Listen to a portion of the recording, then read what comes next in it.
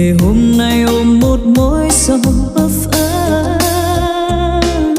Dùng một đời vấn vương để đổi lại một đời đau thương, lời xin lỗi dù bao lâu nói không thành câu. Yêu đương không đậm sâu